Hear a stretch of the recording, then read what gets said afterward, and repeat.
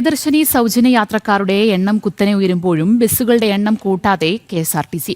അമിതഭാരവും spare പാർട്സിന്റെ ക്ഷാമവും പഴക്കം ചെന്ന ബസ്സുകളും പ്രതിസന്ധി രൂക്ഷമാക്കുന്നു. പാതിവഴിയിൽ സർവീസ് മുടങ്ങുന്ന ബസ്സുകളുടെ എണ്ണവും വർദ്ധിക്കുകയാണ്.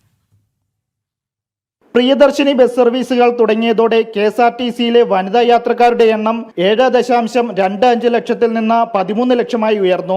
ഒരു ബസ്സിൽ പ്രതിദിനം ശരാശരി 1200 പേർ യാത്ര ചെയ്തിരുന്നിടത്ത് ഇപ്പോൾ 1600-ലധികം പേരാണ് യാത്ര ചെയ്യുന്നത്. യാത്രക്കാരുടെ എണ്ണം വർദ്ധിച്ചെങ്കിലും പുതിയ ബസ്സുകൾ നിരത്തിലിറക്കാൻ കഴിയാത്തത് പ്രതിസന്ധിയായിരിക്കുകയാണ്.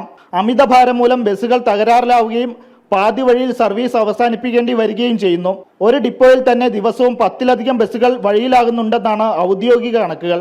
തകരാറിലായ ബസ്സുകൾക്ക് ആവശ്യമായ സ്പെയർ പാർട്സുകൾ സ്റ്റോക്കില്ലാത്തതിനാൽ മറ്റു ബസ്സുകളിൽ നിന്ന് ഭാഗങ്ങൾ മാറ്റിയിടുന്ന സാഹചര്യവുമുണ്ട്. മലയോര മേഖലകളിൽ നിരന്തരം ബസ്സുകൾ വഴിയിലാകുന്നതും ഡ്രൈവർമാർക്ക് വെല്ലുവിളിയാണ്.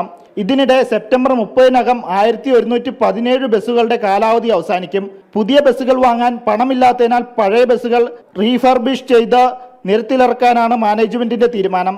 എന്നാൽ ബസ്സുകൾ പൂർണ്ണമായി അറ്റകുറ്റപ്പണി നടത്താതെയാണ് സർവീസിന് ഇറക്കുന്നതെന്നാണ് ജീവനക്കാരുടെ ആരോപണം. ജനം, തിരുവനന്തപുരം.